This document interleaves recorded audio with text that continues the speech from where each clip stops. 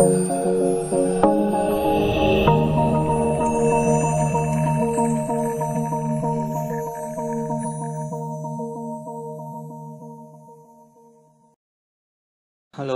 ketemu lagi bersama saya di mata kuliah pengelolaan sistem jaringan komputer. Di pertemuan ke-11 kali ini, materi yang akan kita bahas mengenai DNS server beserta cara implementasinya di sistem operasi Linux. Saya harap kalian masih semangat untuk mengikuti mata kuliah di pertemuan kali ini. Nah, untuk di materi PowerPoint-nya, ini ada sedikit penjelasan mengenai DNS server. Tentunya kalian sudah mendapatkan sedikit penjelasan dari mata kuliah sebelumnya mengenai cara kerja dari DNS server sendiri. Di sini saya akan sedikit mengulang. Nah, bagian yang sangat penting dari mengelola konfigurasi dan infrastruktur server ini salah satunya adalah termasuk mempertahankan cara yang mudah agar resource tersebut dapat diakses. Jika kita misalnya menggunakan sebuah alamat IP untuk terhubung dengan sebuah host dengan adanya DNS server, maka ketika kita ingin mengakses sebuah server web, kita tidak perlu lagi menggunakan alamat IP tersebut karena kita sudah bisa menggunakan sebuah nama yang nantinya akan diterjemahkan atau ditranslasikan ke dalam sebuah alamat IP secara otomatis. Nah, proses dalam mentranslasikan alamat IP tersebut ditangani oleh yang namanya server DNS. DNS sendiri merupakan singkatan dari Domain Name System, di mana untuk menggunakan nama domain yang full atau yang biasanya disebut FQDN atau Fully Qualified Domain Name, kita tidak perlu lagi menggunakan alamat IP. Nah, apa itu DNS? Secara singkatnya, DNS ini merupakan server yang melayani permintaan untuk penerjemahan alamat domain ke dalam alamat IP maupun sebaliknya di dalam jaringan komputer. Karena bagi manusia itu sangat tidak mungkin untuk menghafalkan alamat IP untuk banyak website. Misalnya, selama ini kita hafal google.com, facebook.com, instagram.com, tapi kalau misalnya kita diharuskan menghafal alamat IP dari masing-masing website tersebut, misalnya Google 8888, Facebook 172.16.10.1, kemudian Instagram 192, dan masih banyak website lain, ada Kompas. Tentunya kita akan kesulitan. Nah, dengan menggunakan nama, maka itu akan sangat memudahkan bagi kita dalam penggunaan untuk mengakses alamat web tujuan. Nah, fungsi dari DNS kita sudah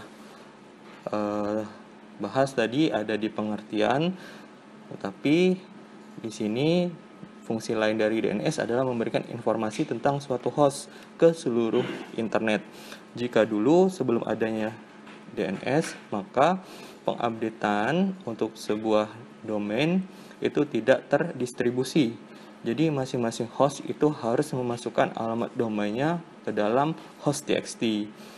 Itu kalau di Windows ada di sistem 32, ada di etc, kemudian host.txt. Kalau di Linux juga sama, ada di /etc/host.txt juga, ada host namanya ya, tapi nggak pakai txt kalau di Linux-nya.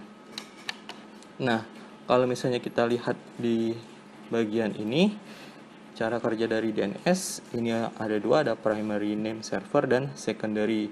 Kemudian kalau misalnya kalian lihat di gambar, itu cara kerjanya dari name server meminta sebuah alamat yang disebut dengan query, kemudian dibalas, dan seterusnya. Ini disebut dengan rekursif.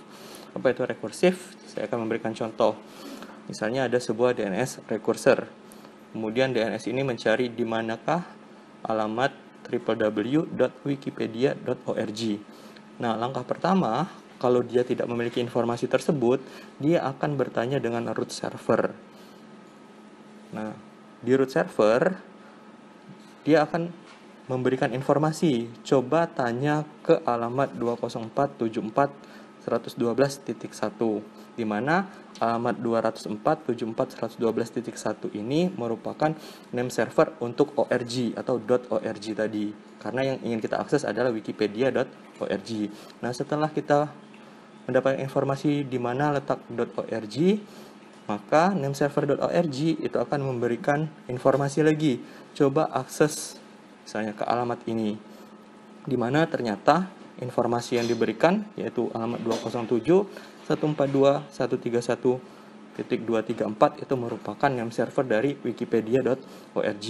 Nah, setelah kita sampai ke name server wikipedia.org, maka name server tersebut akan memberikan sebuah alamat baru. Nanti perangkat atau web browser kita itu menuju ke web server tujuan.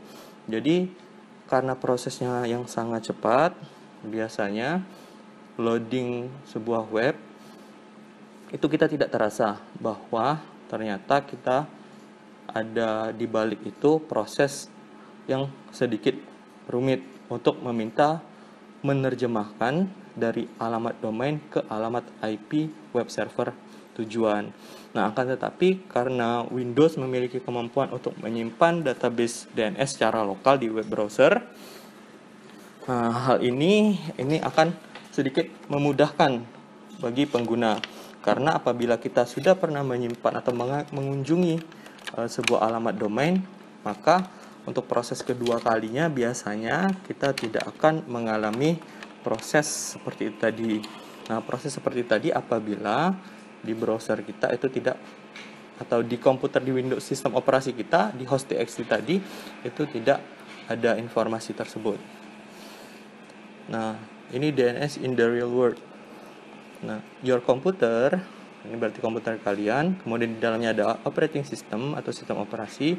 Nah, kalian misalnya ingin mengakses sebuah halaman web untuk email. Nah, halaman web untuk email ini kita anggap saja misalnya mail.google.com melalui web browser. Setelah kalian klik enter, maka akan menuju ke DNS resolver. Nah, DNS resolver di dalam operating system itu ada local cache tadi, yaitu host txt. Kalau tidak tersedia, dia baru akan meneruskan ke DNS yang lebih tinggi. Misalnya kita arahkan ke DNS punya ISP atau ke 888 punya Google, baru bertanya ke sana. Nah, kalau seandainya kita sudah bertanya ke sana, baru dia akan memberikan balasan alamat yang diminta tadi. Tetapi apabila misalnya di DNS tujuan itu tidak tersedia, maka dia akan mengalihkan ke DNS lain yang tersebar di jaringan, seperti itu.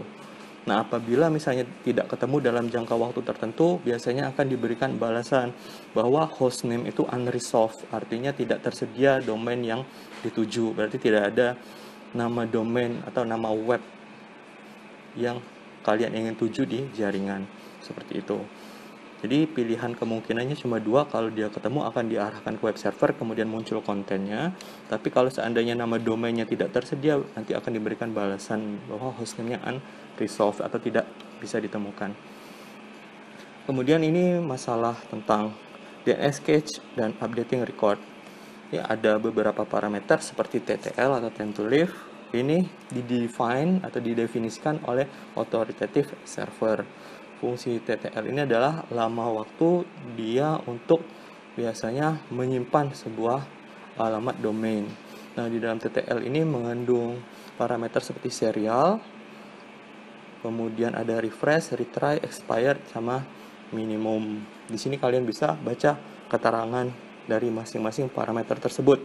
Misalnya serial ini digunakan ketika kalian memodifikasi isi zone file atau file zone. Nanti ada dua, ada forward sama reverse. Jadi, nah, formatnya itu dimulai dari tahun, bulan, sama tanggal, kemudian kode pengeditan. Saya beri contoh, misalnya saya edit tanggal 28 Juni 2021, kemudian pengeditan pertama. Maka di serial itu akan saya tulis 2021 06 28 01. Artinya tahun 2021, bulan 6, tanggal 28, dan pengeditan pertama. Begitu juga dengan parameter selanjutnya. Kemudian ada tipenya juga, ini yang paling penting. Misalnya nanti kalian disuruh pengetikan misalnya A, kemudian spasi alamat IP. A ini adalah pemetaan hostname ke dalam alamat IP. Jadi ada domain yang dipetakan ke dalam IP versi 4, alamat IP versi 4. Sedangkan NS itu adalah name server sendiri, itu merupakan domain name yang akan di list oleh authoritative DNS server. Kemudian CNAME ini untuk alias dari domain name tersebut. MX ini untuk pertukaran email. Jadi kalau misalnya kalian punya email server, kemudian kalian punya DNS, maka agar DNS tersebut bisa digunakan untuk mengirimkan email dan menerima alamat email, maka harus kalian buat MX-nya, tipe dari DNS tersebut. Jadi untuk memetakan domain name untuk pertukaran email. Masih ada PTR, ada SOA, kalian bisa bagi sendiri. Jadi kurang lebih seperti itu. Nah, bagaimana untuk peregistrasian domain? Ini ada legal user of domain. Yang pertama, registran. Registran ini berarti perusahaan atau instansi yang ingin mendaftarkan. Yang kedua ada administratif kontak. Ini yang berurusan masalah administrasi pendaftaran tadi, misalnya butuh dokumen-dokumen apa. Kemudian technical kontak.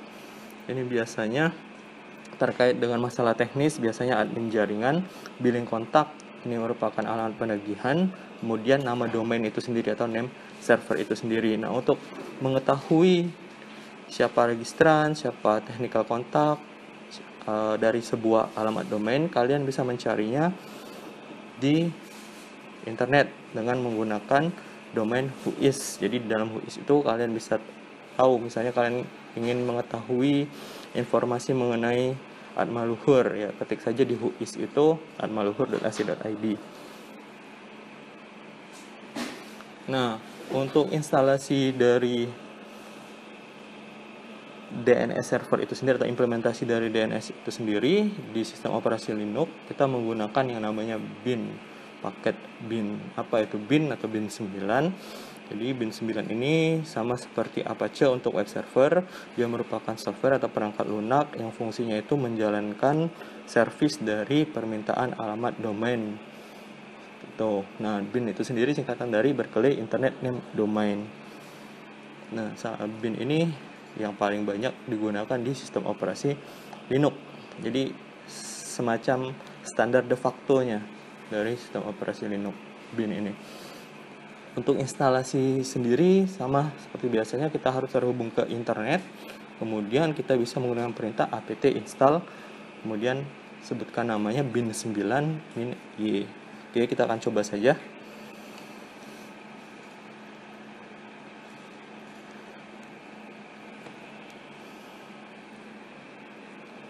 Ini saya masukkan password dulu.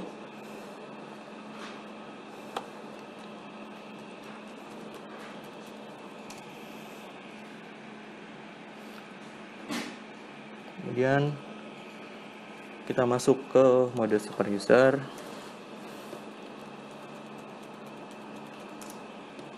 Saya akan coba seperti ini. Oke, ini nggak jalan karena host only adapternya ini belum saya aktifkan. Nah, untuk kalian nanti bisa diaktifkan.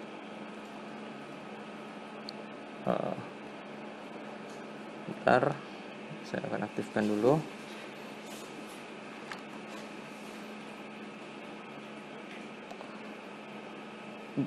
Untuk host only-nya sudah saya aktifkan, tetapi untuk mode bridge-nya belum saya aktifkan karena saya menggunakan mode bridge. Nah, di sini saya menggunakan host only saat pengaksesan web server kemarin. Jadi ini akan saya ganti dulu ke bridge adapter agar dia bisa terkoneksi ke internet. Oke, kalau udah akan saya coba lagi. Oke, dia sudah terhubung seperti ini ya. Jadi kalau misalnya kita ping masuk ke domain juga sama, dia bisa reply, berarti dia sudah connect internet. Balasannya seperti ini. Nah, langsung saja masukkan perintah untuk instalasinya ya. Ini akan saya clear dulu karena udah connect. Perintahnya adalah apt install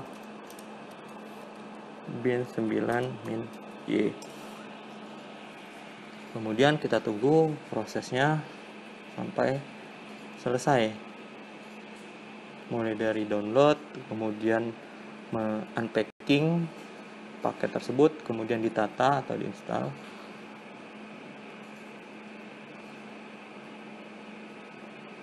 Oke, prosesnya sebentar, tidak terlalu lama. Ini udah selesai. Sekarang kita bisa lihat statusnya dengan perintah systemctl status bin9.service. Oke, sebenarnya sampai di bagian ini bin9 kita itu sudah aktif atau sudah running. Tapi kita perlu mengkonfigurasi lebih lanjut agar domain yang kita inginkan itu bisa diakses. Kita kemarin sudah buat 2 virtual host untuk dosen dan mahasiswa. Nah, sekarang kita akan membuat 2 domain tersebut. Untuk tutorialnya bisa kalian lihat di sini. Yang pertama kali kita harus mengkonfigurasi zone dari domain kita sendiri. Nah, letaknya ada di etc bin name.conf.local. Oke, jadi kita bisa ketikkan nano /etc /bin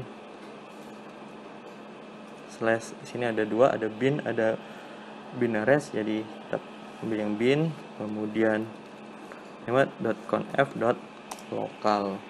Nah, kita bisa membuat zone-nya di bagian ini. Nah, bagaimana formatnya? Sebenarnya kalau misalnya kalian lihat di name.conf seperti ini, di sini itu ada beberapa, mulai dari option, local, default, zone. Tapi kita akan menggunakan di conf lokal atau di bagian yang tadi. Jadi kita buka name.conf.local. Nah, isinya itu kalian bisa mengikuti perintah ini atau slide yang ada di sebelah. Nanti kita tinggal sesuaikan saja dengan domain yang ingin kita buat. Ya, kita tinggal ketik zone 2 misalnya atmaluhur.ac.id, ketik 2, kemudian tanda kurung kurawal, kalian tab, kemudian di sini tipenya apa, master, kemudian di enter lagi, kemudian letak dari zone ini di mana. Nah, di sini filenya itu akan terletak di /etc /b/ kalau kita lihat di sini db forward untuk namanya. Ya, ini bisa disesuaikan. Kalau udah bisa ditutup seperti ini. Jangan lupa tanda titik komanya. Kemudian kita buat satu lagi. Nah, zone yang kedua, kalau misalnya kita lihat di bagian ini, dia merepresentasikan alamat IP. Nah, IP saya, kalau misalnya saya lihat, ini saya simpan dulu, Ctrl O, Enter, Ctrl X. Nah, kita cek IP saya, IP A, itu alamat IP saya adalah 192.168.0.143. Nah, karena dia ngambil 3 digit pertama, yang akan saya ambil adalah dari 0, 168, 192. Jadi dibalik seperti itu. Oke, kita masuk lagi di sini. Zone baru 0.168.192, kemudian in addr.arpa.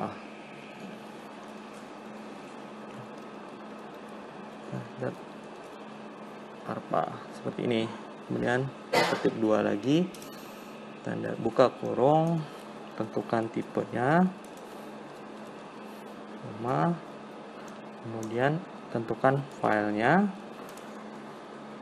Misalnya kita samain aja, letaknya ada di etc /bin /db reverse, misal namanya db reverse, kemudian tutup, kemudian titik koma seperti ini. Oke, di sini saya lupa tanda titik koma, jadi setiap ini ada titik komanya juga ya. Oke, kalau udah disimpan, Ctrl O, Enter, Ctrl X. Nah, selanjutnya kita bisa masuk ke pengeditan dari zone tadi. Jadi ada 2 zone. Nah, filenya itu ada di etc bin db forward. Sekarang kita bisa masuk ke bagian ini, nano /etc. Sebelum masuk kita bisa pindah dulu ke dalam bin dengan perintah cd touching directory spasi etc spasi bin. Kemudian kita lihat isinya ada apa dengan perintah ls. Nah, di sini ada db lokal, kemudian di sini juga ada db 127. Nah, sebenarnya kita bisa menggunakan yang ada di sini, tapi agar kita tidak mengganggu yang sudah tersedia, kita bisa kopikan saja. Kalau misalnya saya lihat di sini db 127, ya di dalamnya sudah ada isinya sama. Kemudian kalau satu lagi nano db lokal juga sudah ada seperti ini. Nah, karena kita perlu membuat untuk db forward dan reverse-nya, ya saya kopikan saja dengan perintah cp. Kemudian yang kita copy apa? Misalnya db.127, kemudian spasi nama barunya apa? db forward. Seperti itu. Enter. Kemudian satu lagi cp, misalnya saya ingin kopikan db lokal, nama barunya atau nama file barunya adalah db reverse, seperti ini. Enter. Nah, kalau kita lihat isinya list. Sekarang kita sudah punya db reverse dan db forward seperti ini. Nah, kita tinggal menyesuaikan saja. Misalnya name servernya, root dari name server, kemudian yang ingat saya tadi name server itu apa, A itu apa, fungsinya itu ada di slide di bagian atas tadi. Kemudian ini serial dengan format tahun, bulan, tanggal, dan kode pengeditan. Nah, kita bisa mulai mengedit zone kita. Langsung aja nano db forward, enter. Nah, ini kita bisa sesuaikan. Kalau misalnya yang pertama, kita bisa pakai servernya atmaluhur.ac.id, kemudian root atmaluhur.ac.id. Nah, serial ini misalnya kita mau ganti. Misalnya 2021 bulan Juni, kemudian tanggal hari ini 28. Kemudian kita pakai kode pengeditan 01. Berarti ini yang pertama kali. 01 pengeditan pertama tanggal 28 bulan 6 2021. Kemudian yang bagian add name servernya kita masukkan alamat domain kita. Itu atmaluhur.ac.id. Kemudian ini merupakan alamat IP. Nah, kalau misalnya kalian lihat di sini di DB forward ini ada dua add-nya, jadi kalian bisa tambahkan juga, satunya untuk name server, satunya untuk merepresentasikan alamat IP. Kemudian kita bisa buat juga untuk name server dan subdomainnya seperti itu.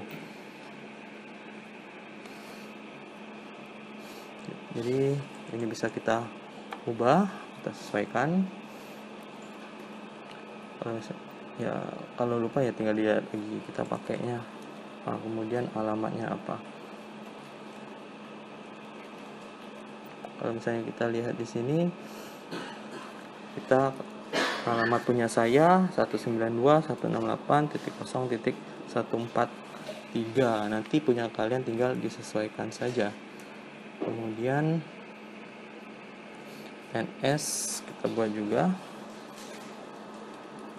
di dalam alamat IP 92.168.0.143. Ya, ini nggak usah pakai titik alamat IP. Kemudian satu lagi www in a, kemudian saya tab aja biar dia rapi 92.168.0.143. kemudian kita punya dua, satunya dosen in a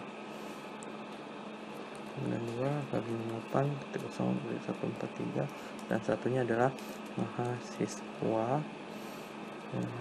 in a 192.168.0.143. Nah, kalau misalnya mau dirapikan bisa kalian tinggal tab aja dari masing-masing ini, di tab seperti ini, di tab biar dia sejajar, biar enak dilihat kayak gini. Nah, kalau misalnya kalian sudah, kita bisa mengedit untuk file reverse-nya. Sama, ingat kalau misalnya kalian lihat di sini, ini dia menggunakan NS/www, di sini kalian menggunakan host ID dari alamat IP. Karena punya saya 143, nanti di sini adalah 143. Oke. Nah, untuk menyimpan ini kita bisa Ctrl O, Enter, Ctrl X. Kemudian satu lagi reverse. Enter seperti ini. Ini sama buat s.maluhur.ac.id. Ini root maluhur.ac.id. Ini bisa kita samain, misalnya 2021 bulan 6 tanggal 28/01 untuk pengeditan pertama. Nah, maluhur.ac.id. Nah, di sini saya akan menggunakan angka dalam pointer atau PTR-nya 1, kemudian in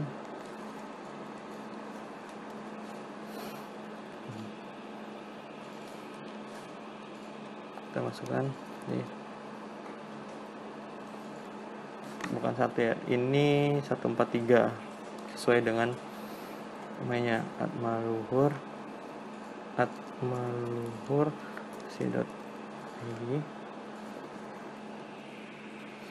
Kemudian ada www,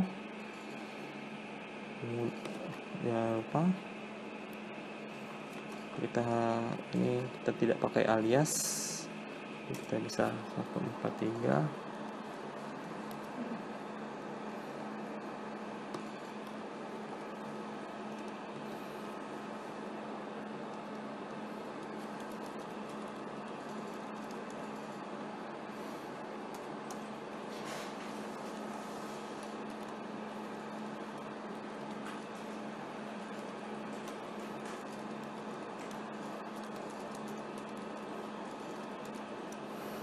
Kemudian lagi ID, jangan lupa jangan lupa titik di belakang domain. Ctrl O, enter, Ctrl X. Oke, kita sudah edit. Nah, sekarang yang dilakukan selanjutnya adalah melakukan restart. Kita bisa restart sistem CTL, spasi start bin9.service seperti ini, enter. Atau bisa juga etc/init.d/bin9 restart. Nah, kalau udah oke seperti ini, kita bisa balikan lagi. Oke, karena saya tadi networknya menggunakan bridge, saya akan kembalikan ke host only adapter untuk melakukan pengetesan. Kalau udah oke, sekarang kita tes dengan command prompt seperti ini. Ya, CMD saya agak sedikit lama. Kita ping dulu 192.168.0.143.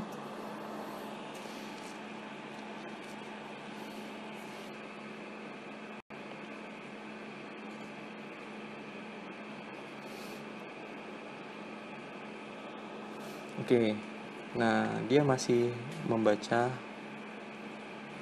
interface yang lain. Bisa saya buka dulu adapter settingnya, kemudian ini akan saya disable terlebih dahulu.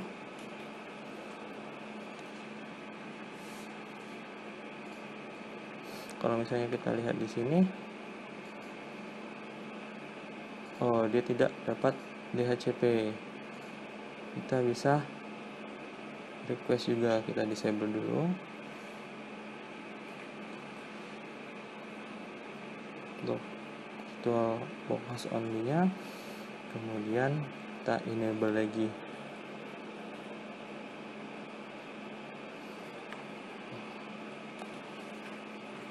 Yang mana? Oke, dia sudah dapat, karena kita kan kemarin sudah setting di DHCP server tadi. Karena nah, ini saya disable supaya dia tidak baca ke Ethernet punya sistem operasi yang di Windows ya. Saya ping 143.